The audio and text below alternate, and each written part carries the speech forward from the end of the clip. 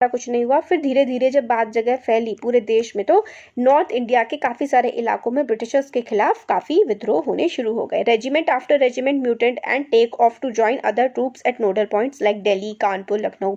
तो regiment after regiment काफ़ी सारे, क्योंकि मैंने बताया था ना आपको तो इतने पहले कि आर्मी में काफ़ी सारे रेजिमेंट्स होते हैं, तो काफ़ी सारे रेजिमेंट्स ने ब्रिटिशर्स के खिलाफ विद्रोह करना शुरू कर दिया था और वो दिल्ली, कानपुर, लखनऊ पहुंचने लगे थे। शहरों में, गाँव में लोगों ने ब्रिटिशर्स के खिलाफ विद्रोह करना शुरू किया। जमींदार थे, जो भी इंपॉर्टेंट लीडर्स थे, जो इंपॉर्टेंट लोग हुआ करते थे गांव के, वो इस म्यूटिनी के लीडर्स बन करके उभरे और ब्रिटिशर्स के खिलाफ लड़ाई करने लगे। नाना साहब जो कि अडॉप्टेड सन थे पेशवा बाजीराव के, जो कि कानपुर के पास रहते थे, उन्होंने भी अपनी फोर्स इकट्ठा करी और ब्रिटिशर्स के खिलाफ उन्होंने भी लड़ाई शुरू कर दी और उन्होंने खुद को कहा कि मैं पेशवा हूँ। किसने? पेशवा बाजीराव, जो कि नाना साहेब जो थे ना, वो पेशवा बाजीराव के बेटे थे। नाना साहब ने खुद को कहा कि मैं पेशवा हूँ, खुद को पेशवा उन्होंने डिक्लेयर कर दिया। पेशवा काफ़ी इंपॉर्टेंट पोस्ट होती थी मराठास के टाइम पे। तो और उन्होंने कहा दैट वो गवर्नर हैं किसके? किसने कहा? नाना साहब ने कहा कि वो एम्पियर बहादुर शाह जफर के गवर्नर हैं और वो उनकी तरफ से लड़ाई करेंगे अंग्रेज़ों के खिलाफ। ऐसा नाना साहब ने कहा, जो कि कानपुर में रहते थे और वो अडॉप्टेड सन थे, गोद लिए हुए बेटे थे पेशवा बाजीराव के। इतना समझ में आ गया आप लोगों को? फिर लखनऊ में जो ब्रिजेश कादर थे, जो कि सन थे, डिपोज मतलब हटा दिया गया था।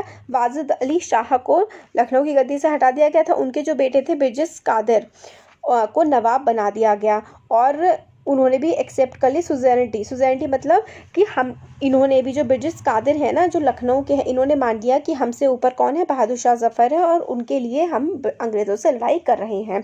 और उनकी जो मदर थी बेगम हजरत महल, उन्होंने काफ़ी, किसकी मदर? ब्रिजेश कादर की जो माँ थी बेगम हजरत महल, उन्होंने काफ़ी एक्टिव पार्टिसिपेट किया इस पूरी की पूरी म्यूटिनी में अंग्रेज़ों के खिलाफ। और रानी लक्ष्मीबाई का नाम तो हम सब जानते ही हैं। रानी लक्ष्मीबाई ने भी इस रिबेलियन को ज्वाइन कर लिया और वो उनके साथ किन्होंने लड़ाई करी? तात्या तोपे ने रानी लक्ष्मीबाई के साथ मिलकर के अंग्रेज़ों के साथ लड़ाई करी। तात्या तोपे किसके जनरल थे? नवाब नाना साहिब के वो जनरल थे। फिर उसके बाद इन द मांडला रीजन मध्य प्रदेश में, Rani Avantibai Lodhi of Ramgarh rose and led an army of 4000 against the British who had taken over the administration of her state. तो एक और विमेन जो कि काफ़ी पहले, मतलब जनरली हम लोग को नाम सुनने को नहीं मिलता है बट इंपॉर्टेंट है, आपको याद रखना है। मंडला एक जगह है मध्य प्रदेश की, वहाँ पे रानी अवंतीबाई लोधी ने रामगढ़ की थी ये रानी अवंतीबाई लोधी, और इन्होंने भी अंग्रेज़ों के खिलाफ 4000 के ट्रूप को मोबिलाइज किया था। 4000 लोगों ने अंग्रेज़ों के खिलाफ लड़ाई करी थी इसी टाइम पर।